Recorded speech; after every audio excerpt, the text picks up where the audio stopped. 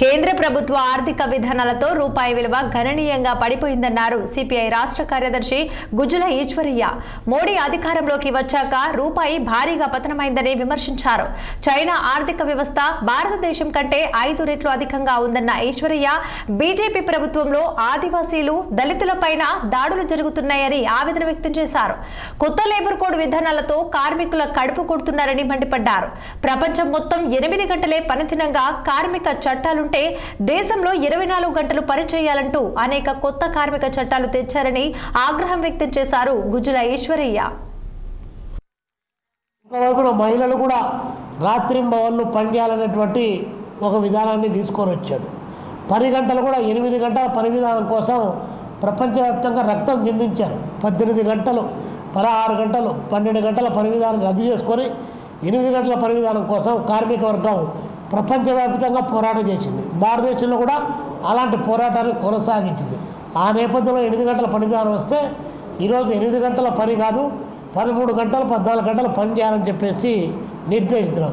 ఈ అంశాన్ని కార్మికుల యొక్క చట్టాలను రద్దు చేసి 4 లేబర్ కోడ్లుగా తీసుకొని వచ్చిన వెంటనే మన రాష్ట్ర ముఖ్యమంత్రి చంద్రబాబు నాయుడు గారు ఇమ్మీడియట్గా చాలా మంచి పని చేసింది నరేంద్ర మోడీ గారితో ట్వీట్ చేశాడు. అంటే నరేంద్ర మోడీ గారు ఏ కార్మిక వ్యతిరేక విధానాలు తీసుకొని వచ్చి కార్మికుల హక్కులు కాలరాజు వేస్తున్నాడో దాన్ని మీరు ట్వీట్ చేయడం అంటే, మీరు కూడా దానికి మద్దతు ఇవ్వడం అంటే, మీరు కూడా కార్మిక హక్కులు కాలరాస్తామని చెప్పడమే తప్ప మరొకటి కాదు. అదేవిధంగా చంద్రబాబు నాయుడు గారు చాలా గట్టిగా మాట్లాడారు. మొన్ననే విశాఖపట్నంలో సిఐఐ సదస్సు జరిగింది, పారిశ్రామికవేత్తల సదస్సు జరిగింది. ప్రపంచవ్యాప్తంగా బ్రహ్మాండంగా పారిశ్రామికవేత్తలంతా కూడా అక్కడికి విశాఖపట్నానికి వచ్చారు. విశాఖపట్నం వచ్చిన సందర్భంలో మొత్తం అన్ని పరిశ్రమలు వస్తూ ఉన్నాయని చెప్పి ప్రకటించారు. అందులో 27 లక్షల కోట్ల రూపాయలు పరిశ్రమలు వస్తున్నాయని చెప్పారు.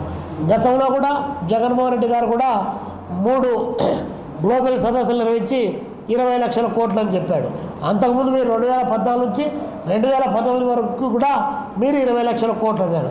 మీరు 20 లక్షలు, జగన్మోహన్ 20 లక్షలు, ఇప్పుడు 20 లక్షలు, అంటే దాదాపు 70 లక్షల కోట్ల రూపాయలు ఈ రాష్ట్రానికి 12 సంవత్సరాల కాలంలో నిధులు వరదల్లాగా వచ్చాయి. ఇంకోవైపున మహిళలు కూడా రాత్రింబవళ్ళు పనిచేయాలనేటువంటి ఒక విధానాన్ని తీసుకొని వచ్చాడు.